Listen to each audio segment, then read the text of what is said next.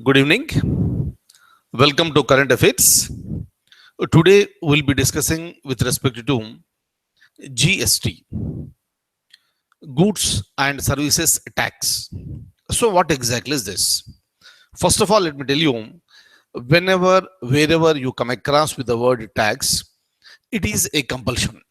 So, tax is a compulsion and we cannot escape from that. But of course, some people used to escape from these tax clutches.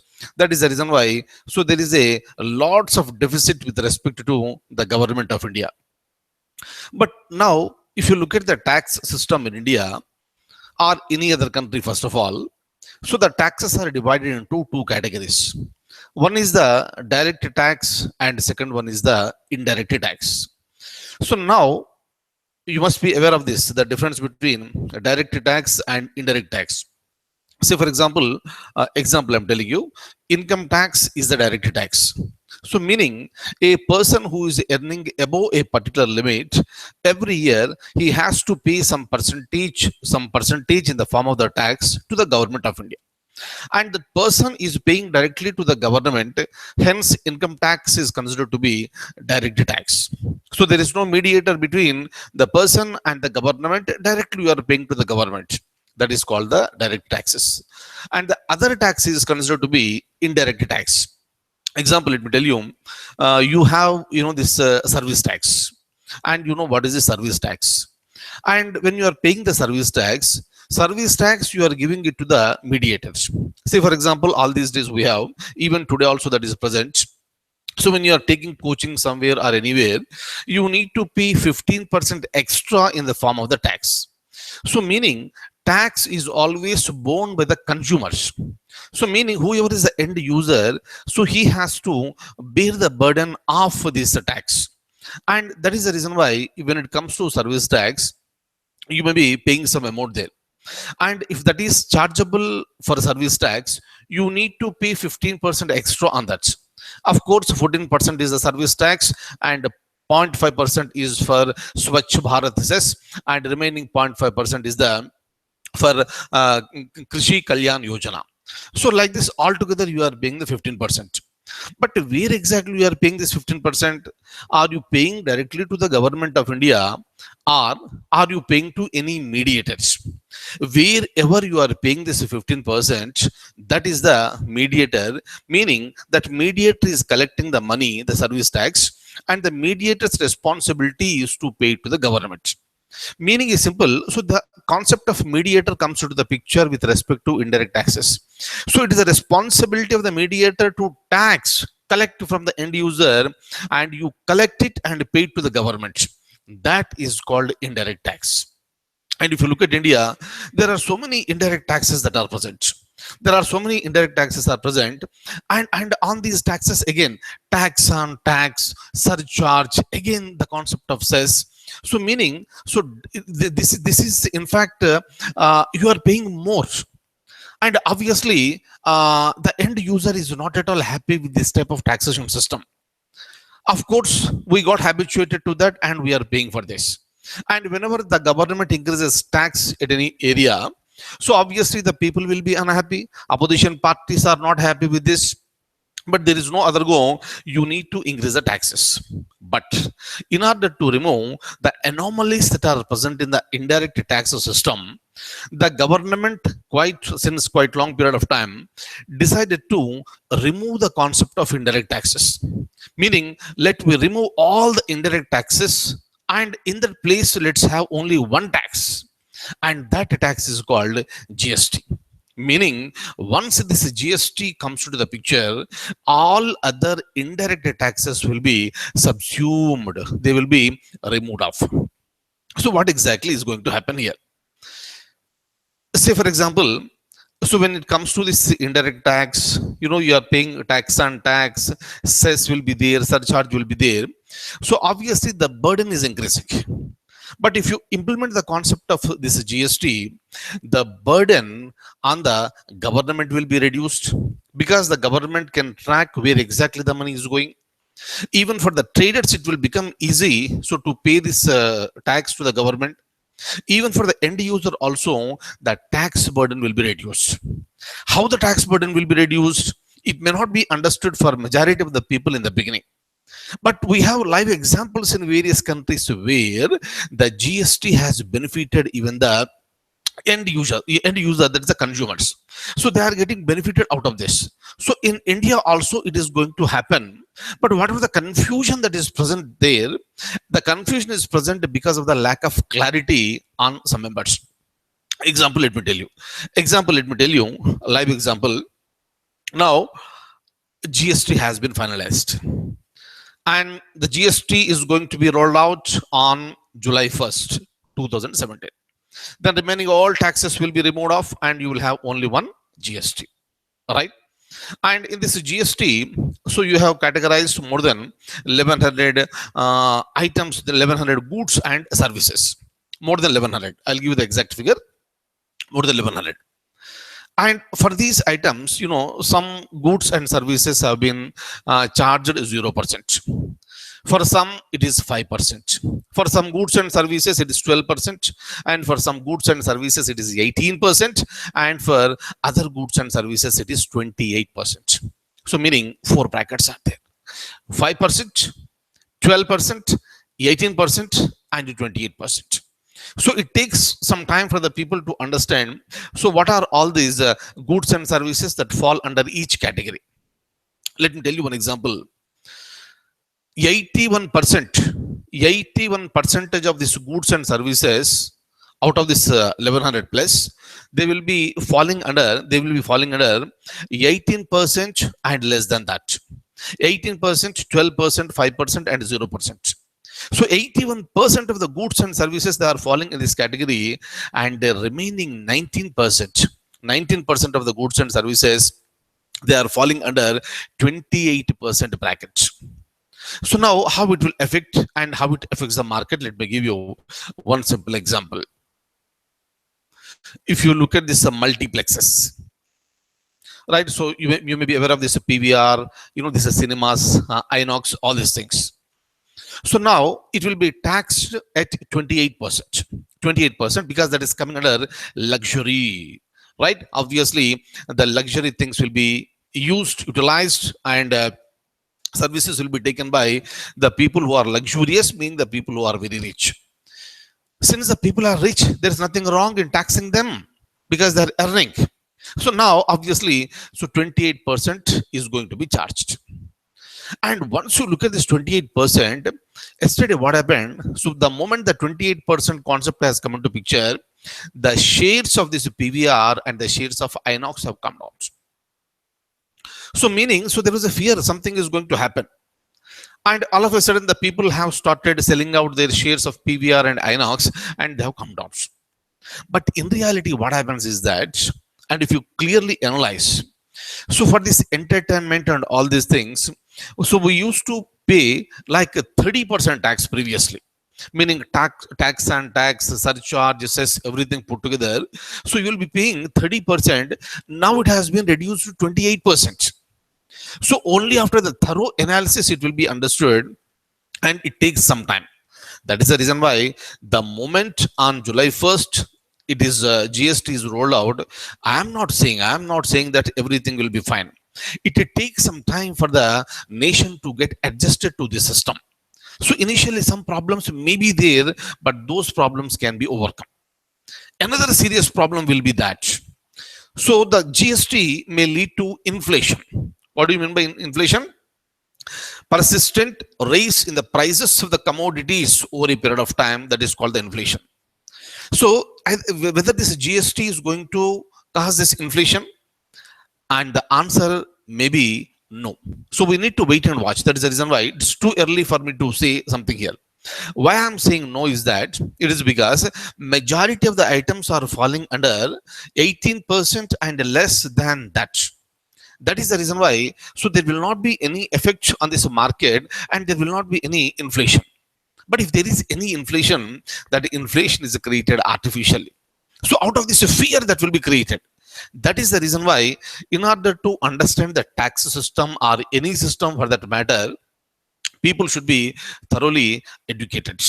So the moment people are educated, it becomes easy for the people to understand, what exactly is going to happen. So, right? So, meaning in a long run, there is no doubt that is going to create a positive impact. But in a short term, maybe in the beginning for few months, that will definitely have some impact. And the market should be ready, people should be ready, government should be ready, right? So that's the reason why it takes some time for the nation to understand the whole concept of this GST. Am I clear? And with respect to this GST, it was first, excuse me, it was first recommended in the year 2003, 2003 by Kelkar Task Force, Kelkar Task Force on indirect taxes. And first time it was recommended, there were many attempts. There were many attempts to introduce this tax, but it's not so easy, my dear friends. It's not easy to introduce a tax because taxes must be mentioned in the constitution. Meaning, if you want to introduce a new tax or if you want to make any modifications there, you need to go for, right? Obviously, so you are amending the constitution because you are introducing GST in the constitution, you are inserting. So obviously you need to amend the constitution. For this reason, you need to undergo a special procedure for amending the constitution, right? And two concepts once again. So, what is this constitution amendment procedures? Let me make it very briefly. I think majority of you are aware of this, but for some of you, they have little confusion because sometimes I'll get the mails. They'll ask me, "Sir, what is this 122nd Constitution Amendment Bill?" But at the end of the day, you are saying that 101st Constitution Amendment Act. 122 is coming into picture, 101 is coming into the picture, and obviously some people have got a little confusion. So I would like to clear that confusion today. What exactly is this? Now you want to introduce a tax, that is GST. So that should be inserted into the constitution. For this reason, you need to amend the constitution. How do you amend the constitution? You need to follow the procedure that is mentioned under article number 368 of the Indian Constitution. So under that, you are introducing a bill, and that bill is called Constitution Amendment Bill. And every Constitution Amendment Bill is given a number, a serial number. And with respect to this particular bill, the number is 122, meaning 122nd Constitution Amendment Bill. Bill is a proposal. So now that bill was introduced in the Lok Sabha, it was passed, again it went to the Rajya Sabha, it was passed. Of course, the select committee came into the picture. So after some process, finally, the bill has been passed by the parliament. After that, what should be done? Since this is the concept which is related to federation, India is a federation, the bill has to come to the state legislatures. And it came to the legislatures, and it needs to be accepted by at least half of the states. Half of the legislatures must accept. Right? It was accepted, and finally it went to the President of India, Mr. Pranab Mukherjee, and the President has signed, and the bill became an act. Am I clear? So, meaning with the assent of the President of India, a bill becomes an act. Meaning, 122nd Constitution Amendment Bill became Constitution Amendment Act. But the number has been changed. The number is 101 Constitution Amendment Act. What is the difference? What is the difference between these two? First one, 122, is the number of the bill. That's a proposal. Proposal may be either accepted or defeated. Right? But once it is accepted, once it is signed by the President of India, then only it will become a law. And once it becomes a law, you need to give the serial number of an act, not of the bill. That is the reason why, if you look at the constitution, so far our constitution was amended for 101 times. But more than that number of times, an attempt was made to amend this. But every bill did not be accepted. Say, for example, Lokpal bill. And there was an attempt in the year 2013, so to make this Lokpal a constitutional authority through 116th constitutional amendment bill, but it was defeated. It was defeated, and the serial number continues with respect to the bill. That is the reason why there is a change in the number of the bill and the number of the act. Hope I am clear now. Please understand this. So these are the points that you have to remember, my dear friends. Now again, some of you, my friends, you will ask me a question. Yes, I am ready to answer here. What is this? In the examination, if they ask what should I write, should I write 122nd or should I write 101? Right, so please look at the question. Reading the question is very, very important. I told you many times. You please look at the question, whether in the question whether they are asking about the amendment bill or amendment act. If it is bill, you go to 122. If it is an act, you go to 101. That's it. So that is how you need to go for it. But in all the standard examinations, they will ask you through which constitution amendment act GST has been inserted into the constitution. Answer is 101. If the same question is asked in the form of a bill, then you have to go for 122nd. Right, of course, this is not the first time. Even earlier also, there were attempts were made to make this GST as a part of the constitution, but they were not successful. But now it became a success. That is the reason why. So today you also have a concept called GST Council. GST Council, Goods and Services Taxes Council, and that council is headed by Finance Minister of India, right? And the state finance ministers are the members in that. I'll tell you those points now. Now, apart from this, I would like to say something. Under this GST, you have three categories. Fourth category is also there. I'll come to that after some time. So when it comes to this GST, first one is the CGST, second one SGST, third one is the IGST. What is Central Goods and Service Tax, State Goods and Service Tax, Integrated Goods and Service Tax? You have to know the difference between all the three. That's important. I'll tell you now. And the fourth category that was proposed and introduced by GST Council is that UTGST. UTGST stands for Union Territory GST, Goods and Services Tax. That is also there now. What do you mean by this? So if it is completely controlled and administered by central government, that is coming under CGST. Exclusive states, that is SGST. And interstate, right, among the states, if it is happening, that will be coming under IGST, right? But within the union territory, it is UTGST. Clear? How many union territories are there? 7. Including Delhi, I have 7 union territories. But please remember, since in Delhi and Pondicherry, you have elected representatives and you have a legislature. And you have a council of ministers headed by the chief minister in both Pondicherry and also in Delhi. That's the reason why under UTGST, Delhi and Pondicherry are not covered. Delhi and Pondicherry are covered under SGST. So with respect to UTGST, I have 5, right? Apart from this Delhi and Pondicherry, remaining 5 UTs are coming into the picture. That's it. Please remember this. Am I clear? But what exactly is the difference between CGST, SGST, IGST? I'm going to tell you now. Am I clear? So now I would like to show you the document. Then, so let's discuss about this document. Discuss about the points with relation to GST. Have a look at this.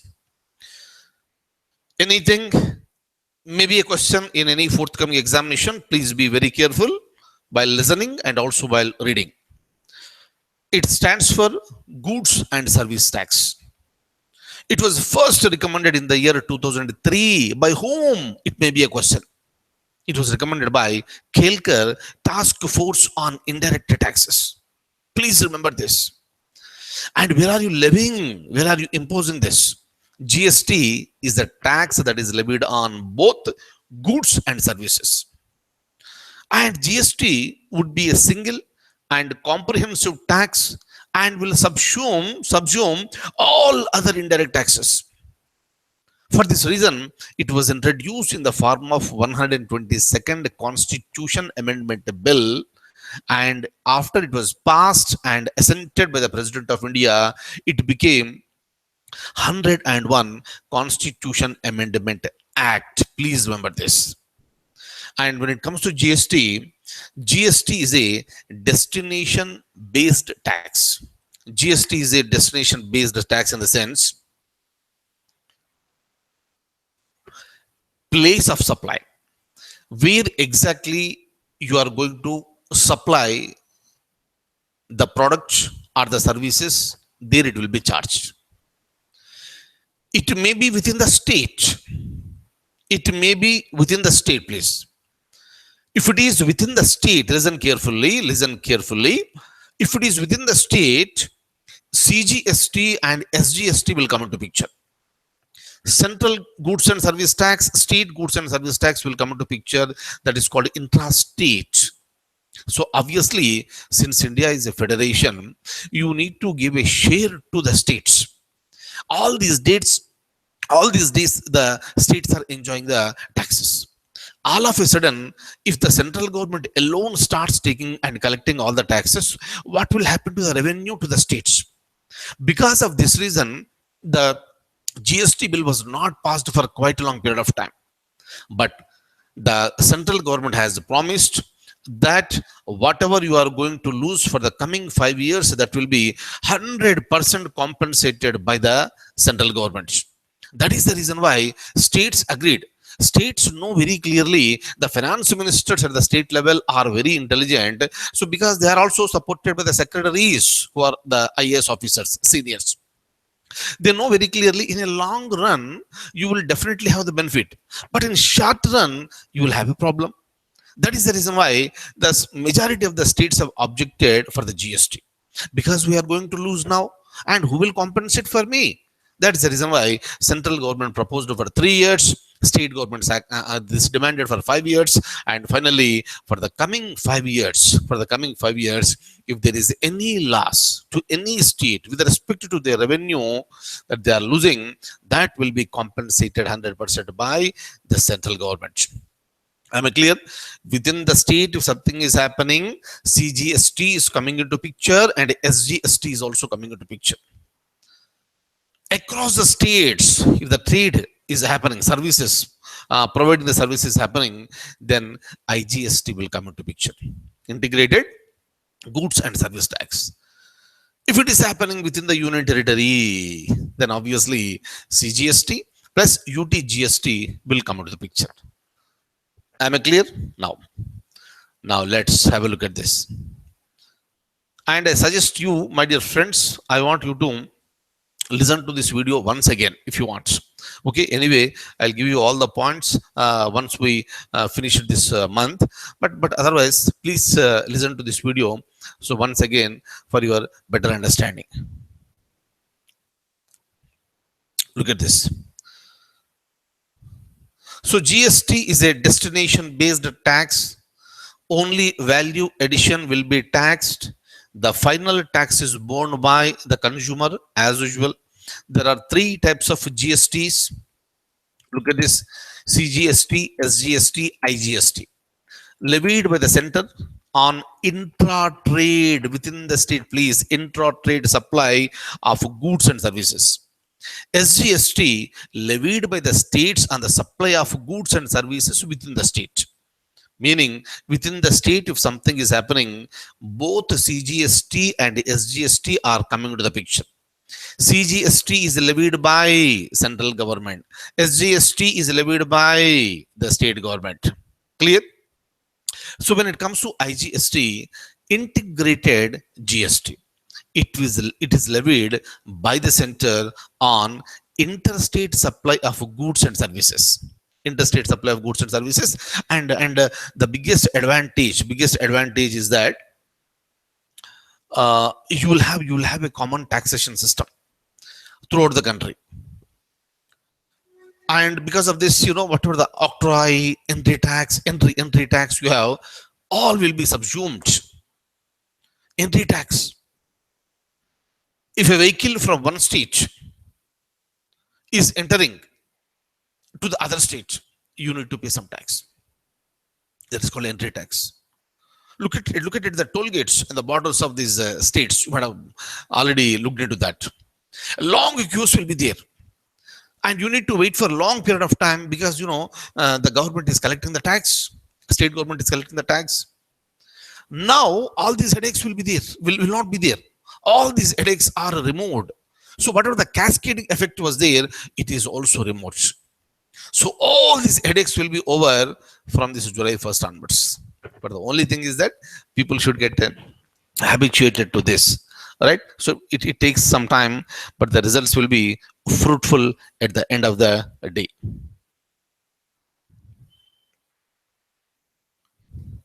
Hope I am clear. You're able to understand.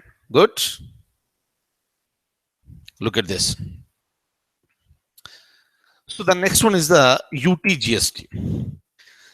GST Council has introduced the UTGST Act to levy a tax in the union territories of Chandigarh, Lakshadweep, Daman and Diu, Dadra and Nagar Haveli, and Andaman and Nicobar Islands.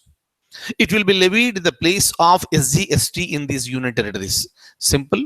If it is state, SGST comes into picture. If it is union territory, UT GST is coming into picture. Please remember this. Next. Look at this. CGST, IGST is levied and administered by central government. SGST is levied and administered by the state government. CGST and SGST are taxed simultaneously. Simultaneously, the taxation will be there. And all important decisions with respect to important point, I'm coming across this. All the important decisions with respect to GST will be taken in the GST Council that is headed by the Finance Minister of India. And in this GST Council, you have the chairman, the Finance Minister, Minister of State for Finance or Minister of State for Revenue at the central level is a member. And the Ministers of Finance in all the states, including Delhi and Pondicherry, they are also the members. So when it comes to quorum, you know what is a quorum? Quorum is equal to the minimum strength that is required. For example, while learning about Indian polity, you understood that quorum in the parliament is 1/10. 1/10 is the quorum. But for GST Council, the quorum is half, 50%. Minimum 50% has to be there. Then only you can go for discussion and you can take some decisions. So when it comes to the weightage of votes, enough weightage has been given to the states. 3/4 weightage is given to the states, and 1/4 is there for the so-called central government. Very, very important one. I would like to show you that to you now. Please have a look at this. Look at this. So GST Council quorum is half, 50%. Weightage, the central government, the weightage will be 1/3 and the states will be 3/4. Now, I am going ahead. I would like to show you one question. Hopefully, you can answer this question with ease. That is the reason why I am showing you the answer also. Answer is 3. But before that, I want you to read it. Read this, please. Which of the following statements is or correct regarding GST Council? So look at the question carefully. Look at the options carefully. Minimum three statements are right. Minimum three statements are right. Am I clear? Very, very, very important. It may be four statements that are right or minimum three statements are right. Now you start looking at this.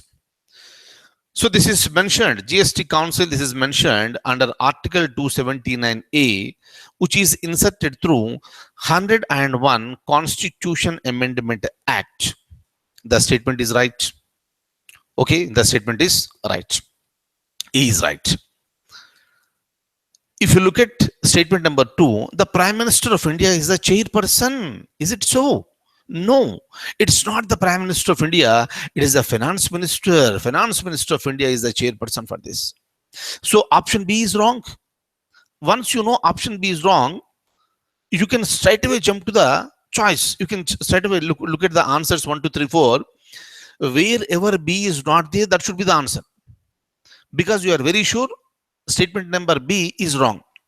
So look at that option 1, 2, 3, 4 where B is not there. Right? Straight away you can jump onto number 3, that is ACD. Right? So meaning here you can save some time. You need not read option C. Statement number C and statement number D, you need not read because you know that minimum 3 statements are right. And you already came to know that statement B is wrong.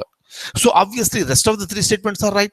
4 are not right, but 1 is wrong. So 3 statements are right. Straight away jump to option 3 and the answer is ACD. So this is how, my dear friends, you need to answer the questions in the examination where you will be saving a lot of time. Where you will be saving a lot of time. Right? Look at this.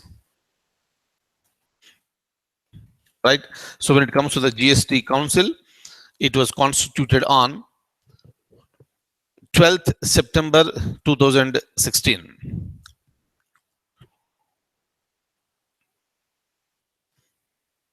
Look at this. The taxes that are going to be subsumed are. You can just have a look at this.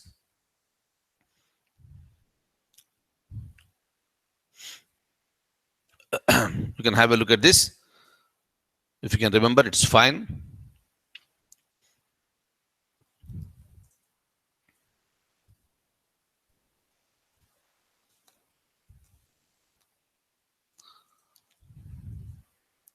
Okay. So especially for the civil service examination, so you are expected to remember this. So you are expected to remember this, right?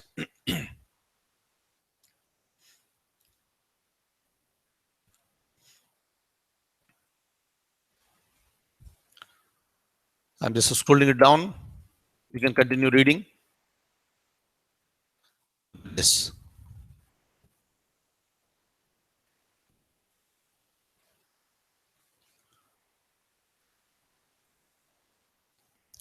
Right? Just have a look at this.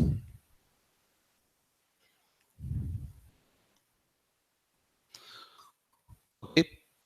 So next, another concept that you need to remember is this. What is this GSTN? Goods and Services Tax Network. GSTN stands for Goods and Service Tax Network. What exactly is this? It may be a possible question, right? And GSTN is considered to be a special vehicle. This is called special purpose vehicle. This is called SPV. And when I say SPV, so this is a particular authority that is created for a particular purpose. So obviously, when you are introducing GST throughout the nation, and there are so many stakeholders, central government is there, the state government is state governments are there, and the people are there, traders are there, so many people are there. So and you need to make them aware of what exactly is the GST.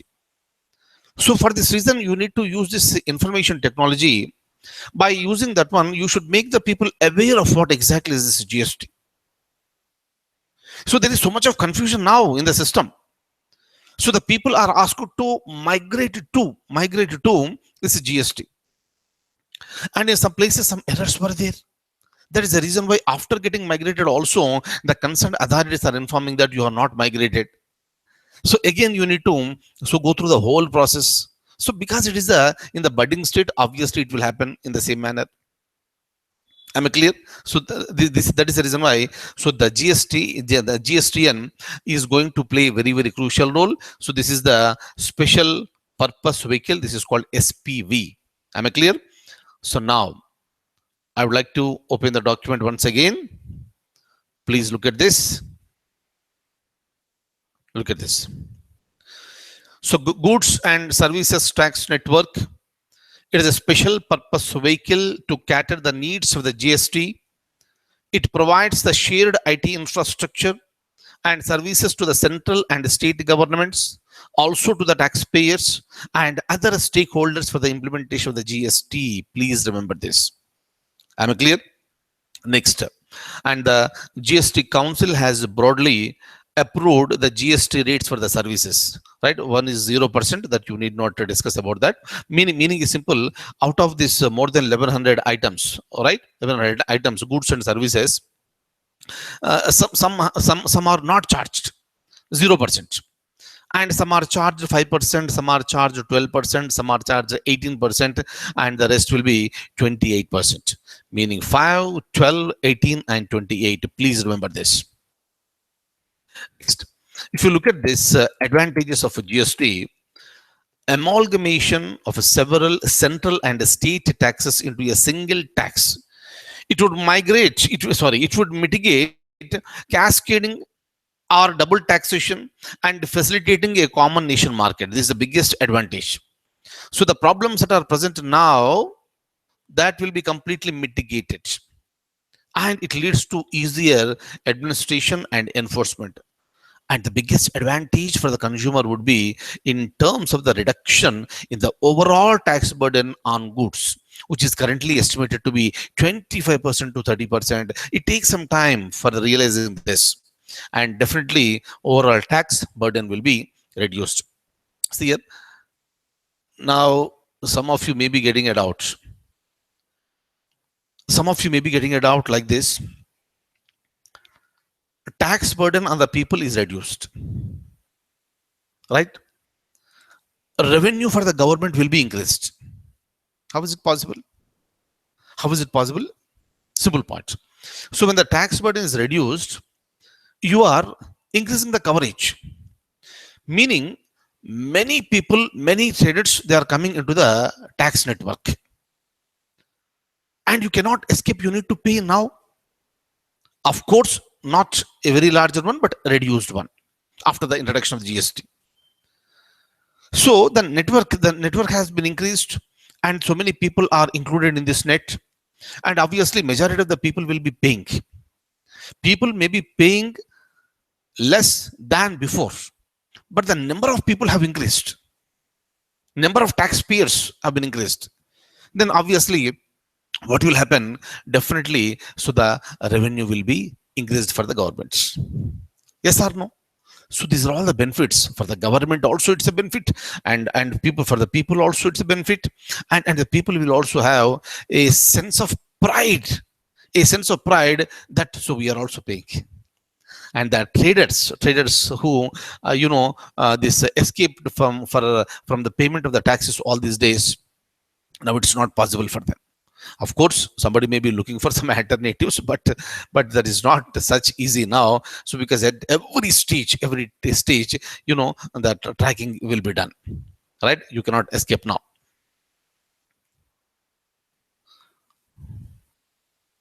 Right, now look at this.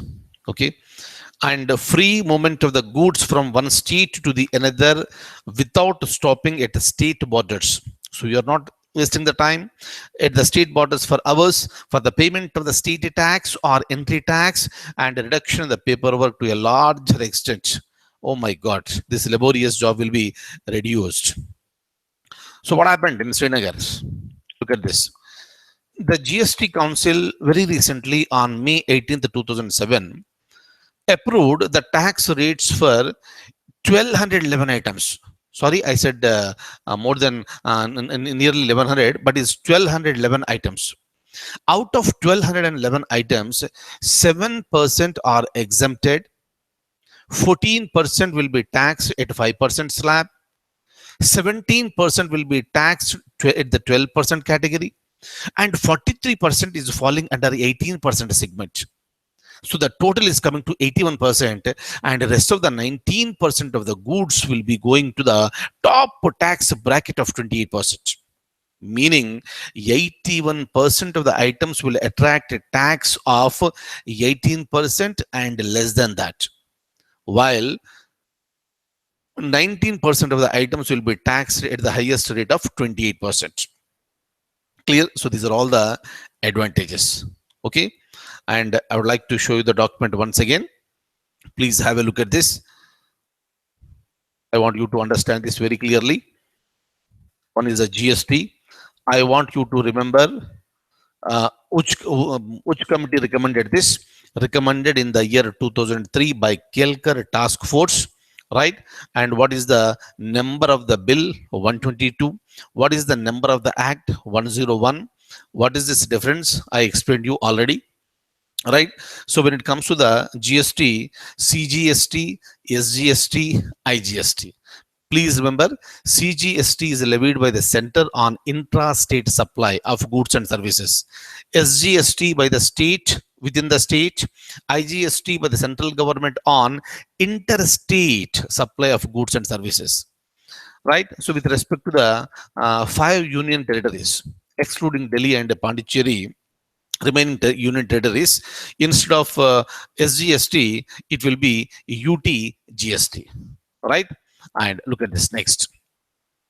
When it comes to the, this is important for me, GST council quorum is, it may be a possible question in any examination. Please remember, it is a 50%, meaning out of the total members, minimum 50% must present, then only they can sit and go ahead with respect to the discussions on GST council. Okay, and I want you to remember even this, even this weightage votes for the central government is 1/3, and for the states is, what is this? Yeah, one second. For states, it is 2/3, right? So this is, I made the correction now. So 1/3 weightage will be there for the central government. I am talking about the GST, please.